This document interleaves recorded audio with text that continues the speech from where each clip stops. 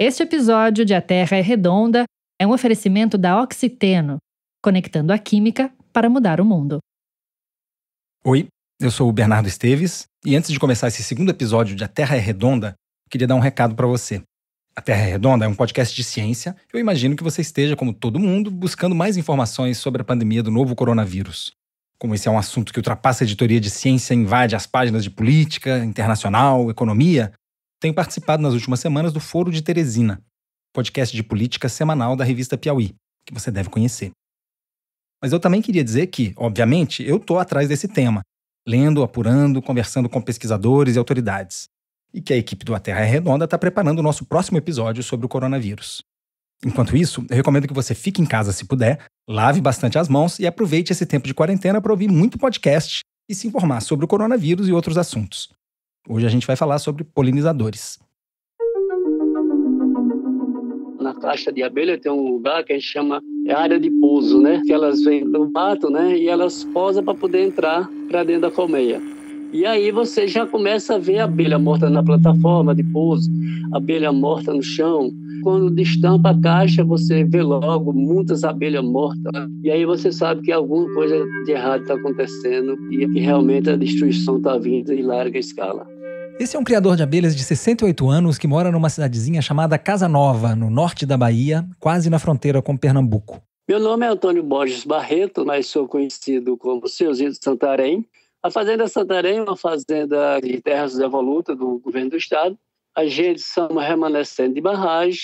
Todo mundo aqui na nossa comunidade cria abelha. A cena macabra que o senhorzinho acabou de descrever, de criadores que chegam nas colmeias e encontram milhares de abelhas mortas, está se tornando cada vez mais comum para apicultores do Brasil e de outros países. Um cidadão mandou me chamar, aqui próximo à comunidade, para ir dar uma olhada lá no apiário dele, que as abelhas estavam começando a morrer assim.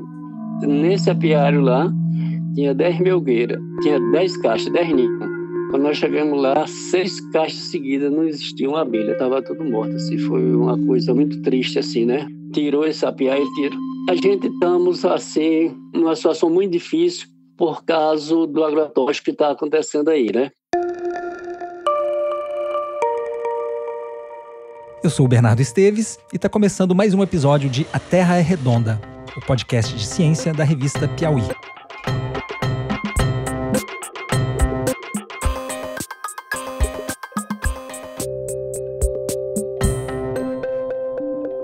O episódio de hoje é quase um romance policial. Tem um corpo no chão e alguns suspeitos. Na verdade, tem muitos corpos caídos. Muitos mesmo. Mas e o assassino? Quem será que é? Na criminologia, o primeiro passo para elucidar um homicídio é entender quem era a vítima, com quem ela andava e por onde circulava. Depois tentamos investigar quem poderia ter interesse em seu desaparecimento e onde estava na hora do crime. Você pode ter lido nos últimos meses notícias sobre a morte maciça de abelhas em algumas regiões do Brasil. No começo do ano passado, apicultores relataram que nada menos que 500 milhões de abelhas morreram no intervalo de 3 meses em 4 estados brasileiros, conforme relatou uma reportagem da agência pública.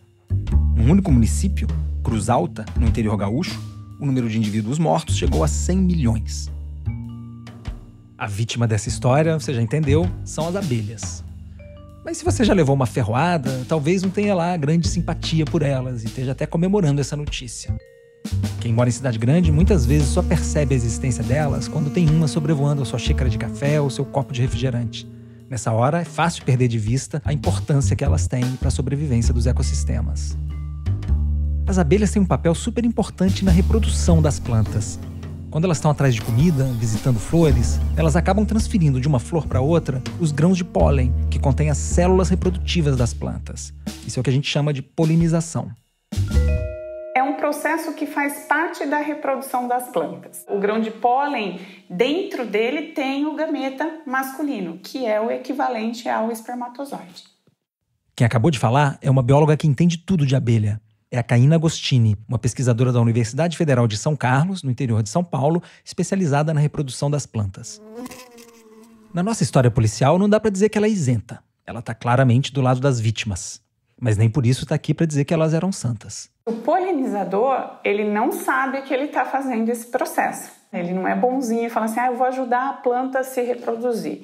ele vai até a flor em busca de alimento. O polinizador vai se alimentar e ele acaba contactando esse grão de pólen. Então, não é uma transferência intencional. As abelhas podem não saber disso, mas nenhum outro bicho tem um papel tão importante na reprodução das plantas. No Brasil, de todas as espécies que dependem de animais para se multiplicar, 4 de cada 5 precisam de uma abelha. Quando você pensa em abelha, a imagem que vem à mente é daquela abelha pequenininha da bundinha listrada. Essa é a abelha melífera, uma abelha de origem europeia que chegou no Brasil no século XIX.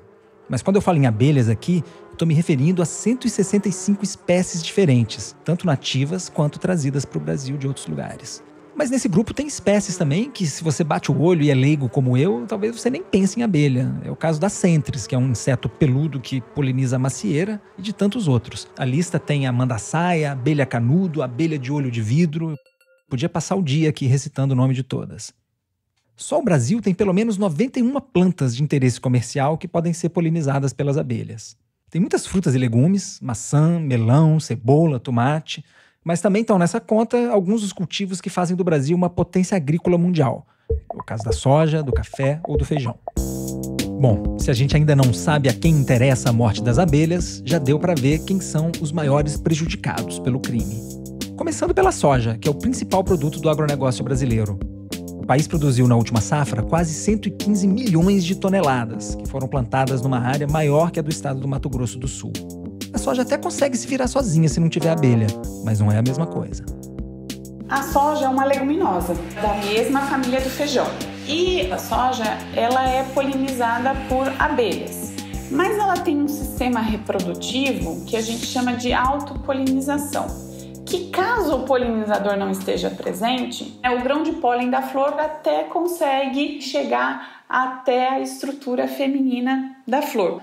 O mais interessante de tudo que a gente viu é que, se existe a presença do polinizador, a quantidade de grãos que vai ocorrer nessa produção de soja vai aumentar em 30%. Então, o processo de polinização para a soja, ela não é estritamente dependente, mas se o polinizador está presente, ele vai aumentar muito a quantidade de grãos que vai ser produzida.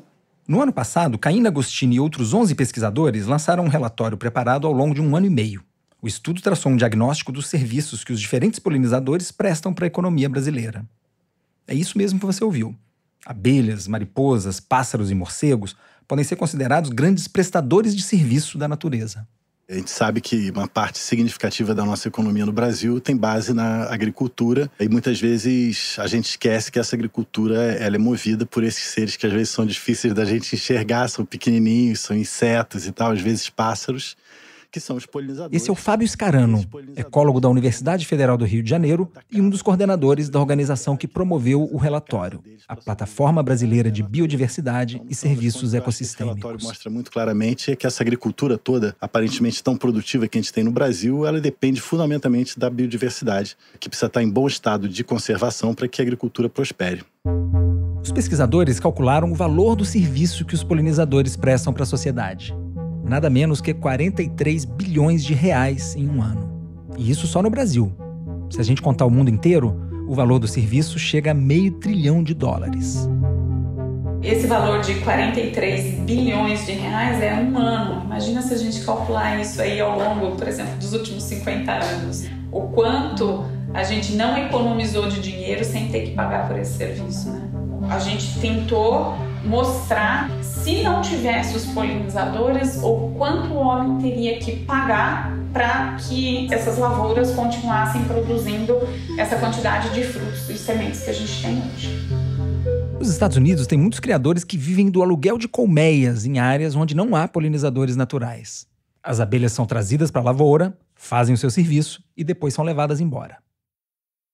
Às vezes a gente fala sobre isso, as pessoas acham que é ficção científica. Nos Estados Unidos é muito comum hoje apicultores alugarem colmeias para que os agricultores tenham essas abelhas trabalhando durante um determinado período na sua lavoura, porque não existe mais abelha vivendo na natureza. Se isso vier acontecer num país como o Brasil, que tem essa biodiversidade toda, pelo amor de Deus, a gente vai ter errado muito seriamente em algum lugar. A má notícia é que isso já está acontecendo no Brasil. Sinhozinho, o criador de abelhas que a gente ouviu no começo do programa, tem colegas que vivem de alugar abelhas para agricultores. E eles estão penando com a mortandade em massa das abelhas. Outras pessoas que estavam alugando, viviam só de alugar enxames para fazer polinização nas áreas irrigadas, não estão mais fazendo isso, porque está vendo que está contaminando as suas abelhas. Em casos mais extremos, trabalhadores humanos precisam ser recrutados para fazer o serviço dos polinizadores quando eles andam ausentes. Isso acontece num vale no interior da China, em que as abelhas que fecundavam as macieiras desapareceram. Pessoas são contratadas para fazer o serviço manualmente, de flor em flor. Elas ganham uma diária de aproximadamente R$100 e conseguem polinizar de 5 a 10 árvores por dia. A intervenção humana pode ser necessária também para a reprodução do maracujá, como contou a Caína Agostini, uma das autoras do relatório. O maracujá é uma espécie que, se não tiver polinizador, não vai ter fruto de maracujá. E aí o produtor ele vai ter que contratar uma mão de obra para fazer esse processo de polinização, né? É a polinização manual que a gente chama. Que é como se fosse um processo artificial de polinização, vamos colocar Exatamente. assim. O homem vai esfregar a mão na parte masculina da flor, depois ele vai esfregar a mão de novo na parte feminina da flor. A que ponto chegamos? Olha só o que tem gente fazendo por causa da morte das abelhas.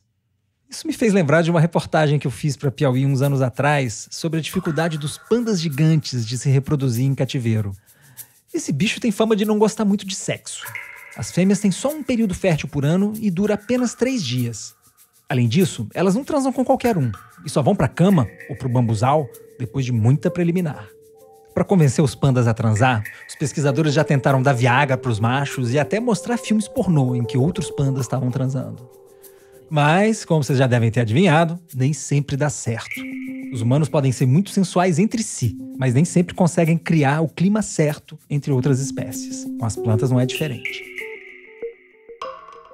E o homem em si, ele não tem o mesmo comportamento de um polinizador. Então, essa polinização manual, ela pode ser deficiente. Bem menos eficaz do que... Menos eficaz. Produzir um fruto de menor peso, né? Um fruto que não tem um formato adequado para ser comercializado, né?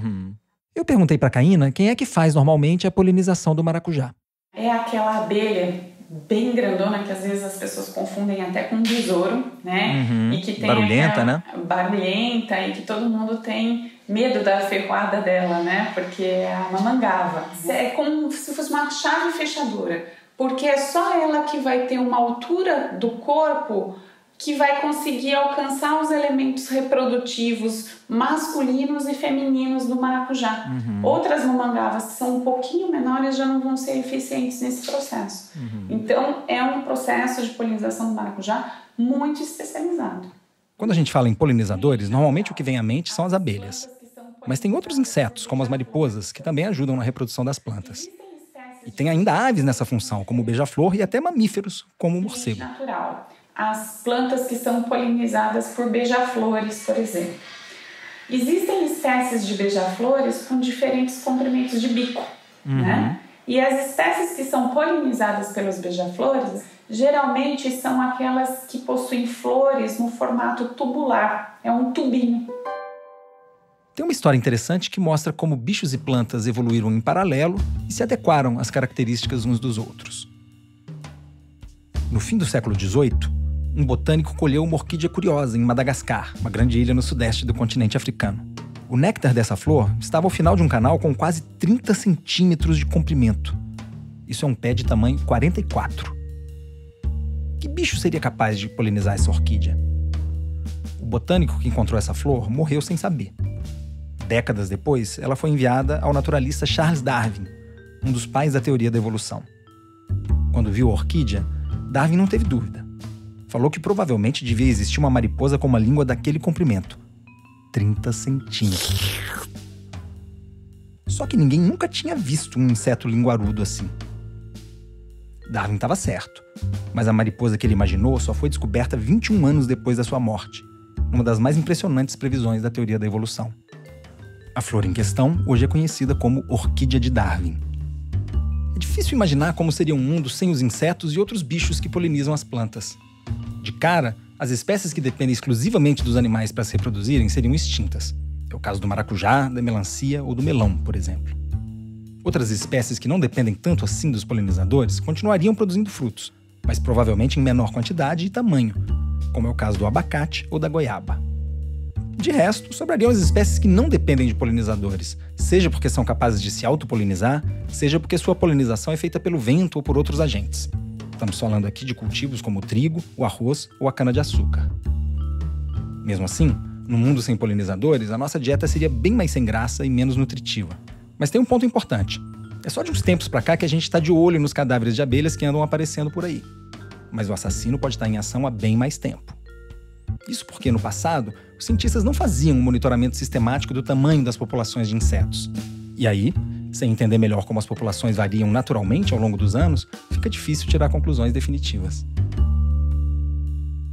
Eu acredito que veio à tona isso agora, mas isso já vem acontecendo há muito tempo. O que as pessoas estão começando a fazer agora um pouco mais é o monitoramento dessas colmeias. Desde o ano 2000, mais ou menos, que quando as pessoas começaram a se preocupar com esse assunto, é que a gente vê um crescente na morte das abelhas. E muito associado, sem dúvida nenhuma, a esse uso indiscriminado de agrotóxicos, de agroquímicos de uma maneira geral. Conforme você aumenta a sua pesquisa, você aumenta o monitoramento, você pode encontrar mais evidências que aquilo está realmente acontecendo. E aí que entram em cena os principais suspeitos pela morte das abelhas, os agrotóxicos, que são as substâncias químicas usadas para combater as pragas que atacam as lavouras. Eles são chamados às vezes também de pesticidas ou defensivos agrícolas. Os apicultores não têm dúvida de que esses produtos são os culpados. Casa Nova, a cidade onde mora o senhorzinho, fica no sertão baiano. Lá chove muito pouco e a agricultura só é possível por causa da irrigação. Graças a isso, a região de Petrolina e Juazeiro é um dos maiores polos de agricultura do país. Nas áreas irrigadas, eles trabalham principalmente com a melancia de irrigação. A abelha vai na flor dela direto e a melancia vai muito veneno, porque senão ela nem dá tamanho, nem dá doce. Ela dá uma virose que queima tudo, então é veneno direto. E a melancia é a florada que as abelhas mais andam. Naquela região, os agricultores também plantam coco, limão, manga, acerola. E é o forte daqui, o pessoal cultiva muita goiaba. E é uma florada que é envenenada direto, porque se não for envenenada, tem outras pragas que atacam, dizendo eles, né? Porque isso só está acontecendo mais onde tem esses projetos de irrigação. Então, está claramente que é o veneno, né? Nesses projetos de irrigação, tem florada o ano todo. Só que é uma florada que ela é envenenada também o ano todo. Há um tempo atrás que eles usavam outro tipo de veneno, não sei, não tinha problema nenhum. Quando foi do ano passado para cá, essas abelhas estão morrendo devido ao agrotóxico. Pelo que a gente está se sabendo aí pelos ministérios, pelas portarias, que está vindo mais veneno para as prateleiras, né? E se ele vem para a prateleira, ele vai para a roça do cara e o cara vai botar na floresta. Senhorzinho pode não ser um detetive, mas ele está na pista certa. A suspeita dele foi confirmada por um laudo feito por um laboratório vinculado ao Ministério da Agricultura no Rio Grande do Sul. A investigação encontrou indícios fortes de que os agrotóxicos estavam por trás da morte maciça de abelhas que aconteceu no ano passado. 5 pesticidas diferentes foram encontrados nos insetos mortos, no mel produzido por eles, nas crias e nos favos, conforme relatou uma reportagem da Folha de São Paulo. Um dos compostos encontrados foi o fipronil, usado para proteger a soja, que é muito cultivada naquela região. Depois de aplicado, esse agrotóxico fica na superfície das plantas e as abelhas se contaminam quando esbarram ou ingerem o produto misturado no pólen. Algumas já caem duras na plantação. Outras ainda conseguem voltar para morrer em casa, mas não sem antes contaminar outras colegas de colmeia. Esse está longe de ser o único pesticida nocivo para as abelhas. A classe de agrotóxicos conhecidos como neonicotinoides também representa um grande risco para elas. São moléculas aparentadas da nicotina, como o próprio nome indica, que agem sobre o sistema nervoso. Elas deixam as abelhas tão confusas que muitas delas nem conseguem mais achar o rumo de casa. Por isso, nem sempre é possível localizar os corpos das vítimas. Os pesquisadores até deram um nome para esse fenômeno. É o distúrbio do colapso das colônias. O grande problema é que os agrotóxicos, eles muitas vezes têm esse efeito não específico, então você joga para matar uma lagarta, por exemplo, mas o pássaro também morre, ou aquilo contamina a água, o solo, chega na pessoa no final das contas, que é uma parte grande desse problema. A praga, ela desenvolve resistência a esse químico que está sendo aplicado. Então você entra numa espécie de guerra química, que você tem que aumentar a dose e aquela resistência é criada e chega num ponto que o negócio sai do controle. Esse é de novo o Fábio Scarano, ecólogo da UFRJ. Óbvio, eles têm um efeito sobre esses polinizadores, mas a gente sabe que também tem um efeito sobre o solo, tem um efeito sobre a água, tem um efeito sobre a gente, à medida que a gente ingere muitos dos alimentos que já vêm com uma carga de agrotóxico grande. E eu acho que no caso das abelhas, esse tipo de impacto leva, sim, à extinção, a declínio. Então, o problema dos processos de extinção é que eles raramente se dão de maneira isolada. A extinção normalmente provoca uma cadeia de extinção. E talvez não seja por acaso que alguns cientistas hoje argumentam que o planeta está passando pela 6ª grande onda de extinção. Bom, mas justiça seja feita, os agrotóxicos não são os únicos que têm as mãos sujas pela morte das abelhas. Os autores do relatório, que são os peritos criminais da nossa história, concluíram que há outras ameaças importantes para os polinizadores. Também são cúmplices dessa carnificina o desmatamento, que acaba com a vegetação onde eles viviam, a poluição do meio ambiente e o aquecimento global, que no fundo são dimensões diferentes de uma mesma crise ambiental que o planeta atravessa. Mas vamos focar um pouco no principal suspeito. A mortandade de abelhas que foi parar nos jornais aconteceu justamente no período que o Brasil está autorizando um número recorde de pesticidas. Para alguns pesquisadores, ambientalistas e criadores de abelha, essa coincidência foi como uma impressão digital deixada na cena do crime. Nenhum outro governo aprovou tantas substâncias em tão pouco tempo. No ano passado, o Ministério da Agricultura liberou nada menos que 474 novos agrotóxicos para uso no Brasil, a maior quantidade em 14 anos. E vale lembrar que algumas das substâncias liberadas para uso no Brasil são consideradas altamente tóxicas e muitas delas têm uso proibido na União Europeia. Lá, tanto o fipronil quanto alguns neonicotinoides foram banidos. Mas aqui nesse programa, ninguém vai ser condenado sem direito de defesa. Bom, eu sou o João Adrien, eu sou assessor da ministra Tereza Cristina para assuntos socioambientais. Eu liguei para o João para entender como o Ministério da Agricultura está reagindo a essas críticas. Ele é formado em economia e era diretor executivo da Sociedade Rural Brasileira antes de entrar para o governo. Da agricultura brasileira. Então, essa é a minha função aqui, ajudar a coordenar esses assuntos e ter toda uma visão bem integrada sobre o tema. Muito bem, João, obrigado. Imagina. Alguns ambientalistas andaram criticando o Ministério da Agricultura pelo alto número de novos pesticidas liberados para uso no país. No ano passado foram 474 novos compostos e essa foi a maior quantidade dos últimos 14 anos. Aí eu te pergunto, João, essa liberação não pode ser um tiro no pé com efeitos negativos para o próprio agronegócio? Então, Bernardo, eu acho que é importante a gente entender que a aprovação de novos produtos não quer dizer aumento no uso de produtos. É igual a dizer que novos remédios são aprovados, isso não vai levar ao aumento do consumo de remédios. Da mesma forma, uma coisa que é importantíssima a gente entender, os novos produtos no Brasil, eles obrigatoriamente devem ter menor toxicidade do que os produtos já aprovados. Inclusive, um dos defensivos aprovados em 2019, ele foi reconhecido como um dos defensivos de menor impacto ambiental e recebeu um prêmio na Europa. Ou seja, é de fato um processo de modernização desses defensivos. O agrotóxico premiado que o João Adrien citou é o sulfoxaflor, que é considerado um dos compostos de menor impacto para as abelhas. A vantagem desse pesticida é que ele fica ativo nas plantas durante apenas 3 dias, enquanto alguns neonicotinoides podem durar 20 dias ou mais. Mas esse produto não é tão inofensivo assim. Um estudo britânico de 2018 mostrou que a prole de uma espécie de abelha caía pela metade quando ela era exposta a esse químico.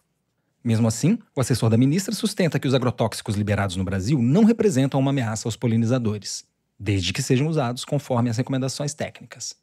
Ele acredita que a mortandade de abelhas do ano passado aconteceu devido ao que ele chamou de um uso inadequado dos pesticidas. O que acontece muitas vezes é que os produtores aplicam fora da época adequada, e isso pode afetar as abelhas. Mas aí é um caso de fiscalização. Agora, João, não é o papel do governo fiscalizar o uso desses produtos? Como é que a gente poderia prevenir esse uso inadequado no futuro? Perfeito, Bernardo. É sim o papel do Ministério da Agricultura, junto com o IBAMA e até outros órgãos, fiscalizar essas aplicações, mas principalmente também, Bernardo, a gente capacitar as formas de aplicação dos defensivos. Se nós compararmos aos anos 80, a dosagem média hoje ela é 80% menor que a dosagem média nos anos 80. Foi uma pesquisa da Unesp, demonstrou, e a gente percebe isso no campo, porque antes você usava 2 litros por hectare, hoje você usa miligramas. Ambientalistas alegaram que algumas das substâncias liberadas para uso no Brasil são consideradas altamente tóxicas e que algumas têm uso proibido na União Europeia. Como é que você rebateria essas críticas? Então, essa questão do que é proibido na Europa e liberado aqui, ela tem a ver com as necessidades e as características regionais de cada continente. Tem muito produto que é utilizado na Europa que é proibido no Brasil. Se nós pegarmos, por exemplo, os produtos utilizados para a produção de azeitonas, a Europa tem mais de 35 produtos, o Brasil não tem 2. Você não pode comparar um país temperado com um país tropical e as diversas culturas que existem nesses diferentes locais. João Adrien lembrou também que a maioria dos produtos liberados no ano passado eram genéricos, ou seja, não eram produtos de fato novos. 448 compostos liberados em 2019, ou quase 95% do total, se encaixavam nessa categoria. Essa medida, segundo o João, ajuda a desconcentrar o mercado e não beneficiar empresas multinacionais. Por um lado, não restam dúvidas de que o uso indiscriminado dos agrotóxicos é nocivo para o meio ambiente. Mas, por outro, é quase consenso entre os pesquisadores que eles são indispensáveis para manter a escala de produção para alimentar toda a população mundial. Ou seja, se da noite para o dia a gente decidir banir a existência dos agrotóxicos e partir 100% para os orgânicos, não vai ter comida para todo mundo. Além, é claro, do risco das pragas. A solução para esse dilema talvez seja achar um meio termo, uma espécie de liberdade condicional para o suspeito do crime. Algumas experiências mostram que dá para cortar pela metade o volume de pesticidas aplicados e mesmo assim aumentar a produtividade agrícola. Isso foi o que conseguiu um projeto tocado no Paraná pela Emater, o Instituto de Assistência Técnica e Extensão Rural. Eu liguei para o Nelson Harger, diretor técnico da Emater, para saber os detalhes dessa iniciativa. É possível a gente manter a produtividade, aumentando a rentabilidade e reduzindo o uso de agrotóxicos. É possível, desde que você adote estratégias de monitoramento de lavoura que requisita que você está presente na lavoura, pelo menos no caso do monitoramento de pragas, uma vez por semana. Quer dizer, você teve redução de 50%, você teve 2 aplicações em média a menos e uma rentabilidade de 7 sacas por alqueire a mais. Sim, bom para o agricultor que ganha mais dinheiro, é para o agricultor que entra menos vezes na lavoura, se expõe menos ao produto, que é veneno, né? É bom para a população, é bom para os animais que consomem a soja. O discurso sobre os agrotóxicos costuma ser bem polarizado. De um lado, tem gente que demoniza essas substâncias, e do outro, pessoas que não veem qualquer problema no seu uso. Mas a fala do Nelson ajuda a perceber que o caminho talvez esteja em algum ponto no meio desses dois extremos. E o agrotóxico, ele bem utilizado, é uma ferramenta importante para alimentar o mundo. Claro. Qualquer pessoa, seja da linha orgânica ou não, tem que entender que essa é uma realidade. Agora, nós podemos usar menos? Podemos. Temos estratégias para usar menos? Poucas. Temos um direcionamento realmente forte para usar menos? Pouco direcionamento. Então, por isso se usa mais. E por isso que tem todo o movimento dos orgânicos, que adquirem todo um espaço no ambiente. Nós precisamos ter um entendimento de que o setor ambiental e produtivo caminham juntos, né? E que um não compete com o outro. Nós podemos conciliar as coisas. O manejo de pragas é um caso.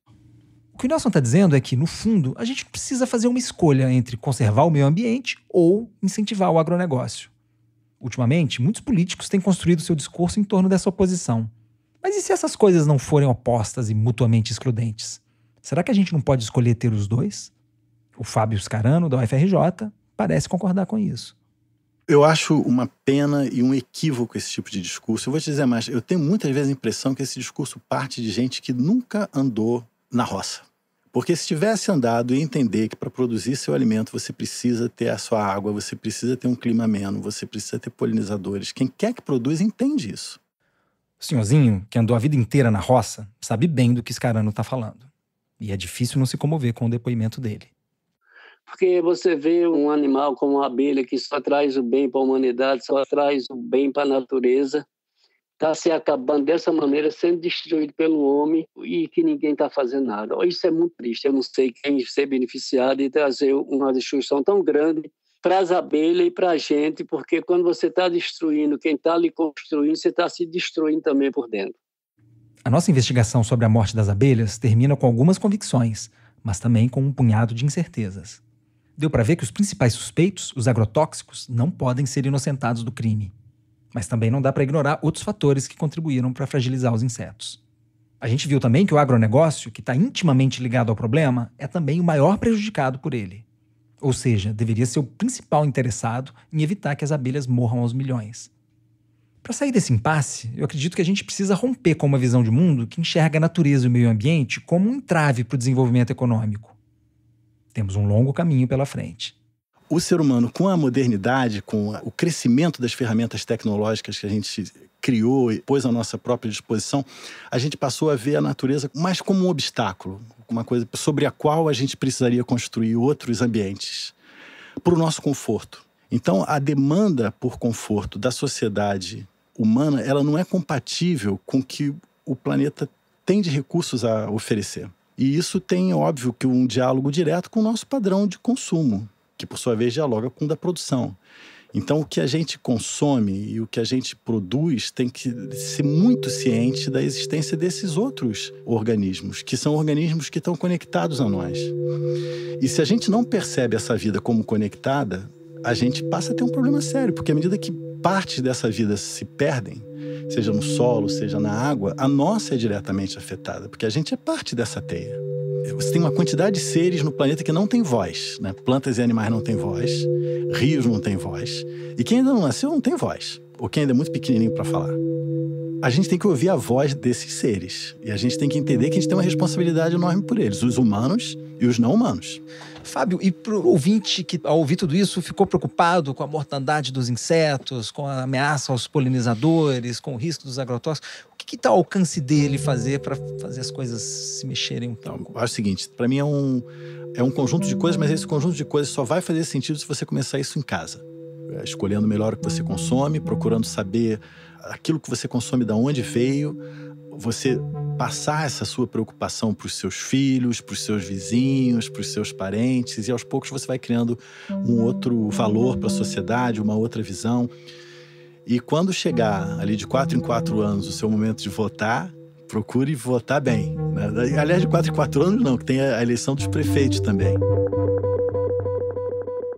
E com essas reflexões, a gente vai encerrando mais um episódio de A Terra é Redonda.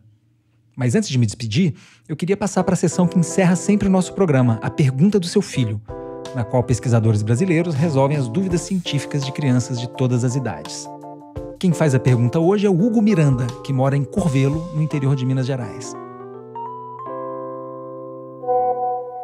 Olá, eu sou o Hugo, eu tenho 5 anos. Eu queria saber por que não existe mais dinossauro. A dúvida do Hugo tem tudo a ver com o episódio de hoje, porque ela trata justamente da extinção de animais. Para explicar por que os dinossauros desapareceram, eu liguei para Thaísa Rodrigues, uma estudiosa de répteis pré-históricos que trabalha na Universidade Federal do Espírito Santo. Oi, Hugo. Olha, essa sua pergunta é muito interessante. Dá para a gente falar muita coisa sobre ela.